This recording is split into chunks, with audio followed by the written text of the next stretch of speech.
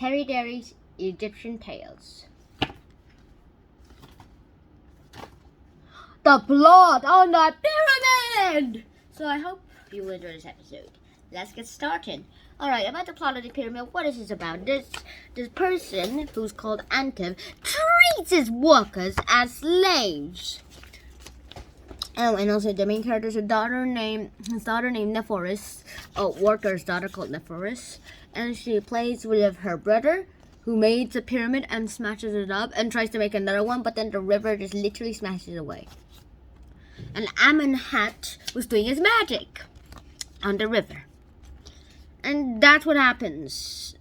And he was like, and then their father was like arguing with the worker, the one guy in charge, because he wasn't doing his job correctly, and they were not slaves, but he was treating them as if they were, because he loves treating people badly.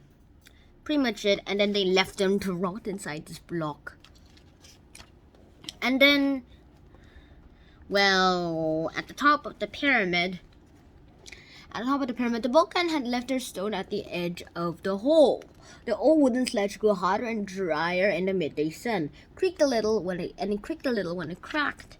And then the stone sank, and the stone sank into the sledge and turned into splinters and dust. Finally, the stone began to slip. It slipped steadily into the hole that's waiting for it. The stone landed with a whomp and was settled. But the problem was that they wanted the stone out, because they remembered that Antev was under there, crushed like a beetle. Everybody cried because the king is going to kill us. Meanwhile, the king came, and then she had to dress as Antev, who was literally treating the workers badly, and accidentally whipped his own nose. I was like, "Don't you dare laugh!" And yeah, she was like, "It's my beetle." Turns out it came back. And then she took off the wig and stopped pretending as if she was Antev. And that happened.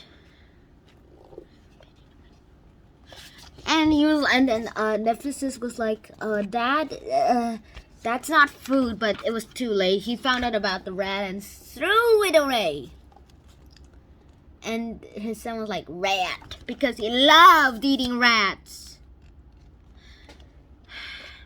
And then the rat hit onto this guy, and then he was pretty much, and this guy was Antev, and he told what actually happened and why the stone slipped in place. He was the one who pulled the stone, and that he was hated now, and that he would go away now.